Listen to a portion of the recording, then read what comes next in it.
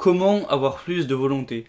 Personnellement, je trouve que c'est une question extrêmement pertinente. Quand je promulgue des conseils, des choses à faire, la chose que je dis souvent, c'est vous aurez juste besoin d'un petit peu de volonté. Mais le truc, c'est que nous ne sommes pas tous égaux en volonté. Il y en a qui en ont à foison et il y en a qui en sont démunis. La volonté, c'est vraiment une caractéristique qui va définir la capacité d'un individu à atteindre ou non un objectif. Alors rassurez-vous, on peut travailler sa volonté, il y a sûrement une partie génétique et éducationnelle, mais voilà, même si vous avez 20, 30, 40 ans, vous pouvez bien sûr vous améliorer. Et c'est donc ce qu'on va voir aujourd'hui. De toutes les vidéos et les articles que j'ai pu voir sur internet, le seul conseil plus ou moins que ça donnait, c'était de travailler sa volonté. Pour faire simple, c'est un truc genre, vous prenez un bol de bonbons que vous mettez au milieu de votre salon, vous devez résister à en prendre, et voilà, ça fait travailler votre volonté, vous donnez super fort, etc. Franchement, de mon expérience, c'est pas la leçon que j'en ai tirée. Alors oui, peut-être que faire des petits exercices comme ça va vous aider un petit peu en 3 mois, 6 mois, 1 an ou 2 ans, votre volonté va devenir correcte, voire bonne. Pour moi, la vraie chose qui va vraiment pouvoir vous faire avoir une volonté de malade pour réaliser des grandes choses, entre guillemets, c'est la souffrance. Je sais pas si c'est vraiment tabou ou je sais pas quoi, mais j'ai l'impression que dans le monde un petit peu du développement personnel tout ça, on ne parle jamais de souffrance. De toute façon, que ce soit un petit peu tabou ou pas, franchement je m'en fous. Mon but c'est vraiment d'apporter les vrais conseils, quitte à choquer un petit peu les gens. Pour moi la souffrance c'est vraiment la clé de la volonté. Le truc c'est qu'en fait, si depuis toujours dans votre vie vous êtes bien, c'est-à-dire que vous n'avez jamais eu vraiment de challenge ou de passage difficile, eh bien, vous n'avez pas vraiment de raison de vous forcer à vous améliorer. Si tout va bien depuis toujours dans votre vie, pourquoi vouloir changer les choses? Alors qu'à l'inverse, les personnes qui ont vraiment des souffrances sont dans une vie où elles n'ont pas tout ce qu'elles veulent. Et c'est cette souffrance, cette hargne, voire cette haine, qui va vraiment les pousser à se battre pour changer les choses. Au passage, une souffrance, ce n'est pas nécessairement un truc de fou, hein.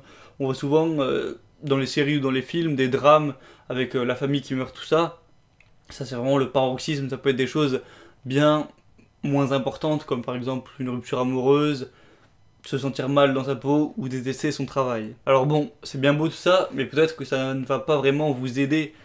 Parce que si aujourd'hui vous n'avez pas de souffrance, vous n'allez pas vous en créer une juste pour avoir plus de volonté. Ça n'a aucun sens. Mais en fait, je pense que si vous regardez cette vidéo, c'est que vous avez probablement au moins une petite souffrance. Souffrance, c'est un grand mot, mais ce que je veux dire par là, c'est que vous avez sûrement un aspect de votre vie qui ne vous satisfait pas totalement.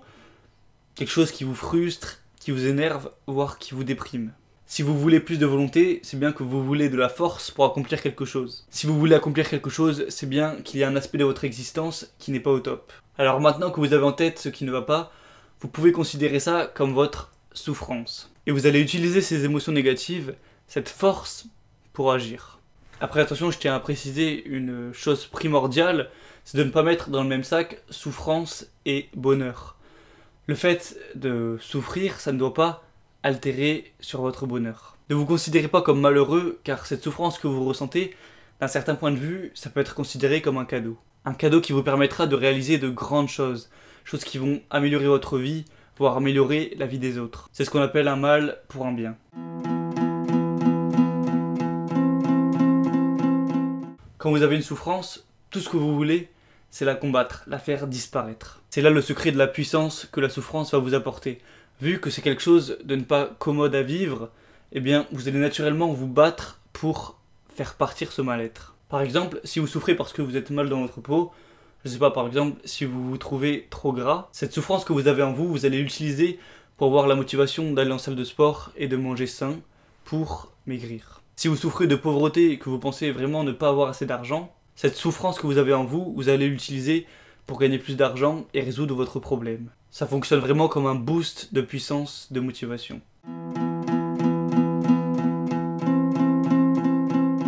Bon, j'espère que cette vidéo pourra vous aider parce que la volonté, c'est vraiment quelque chose de primordial. Dans cette vidéo, je ne suis pas trop rentré dans les détails parce que ça peut vraiment être quelque chose de très long à expliquer et de complexe.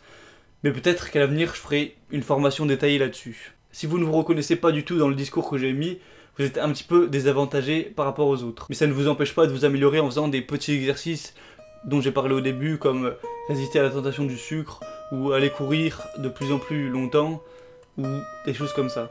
On n'a qu'une vie, alors donnez le meilleur de vous-même chaque jour.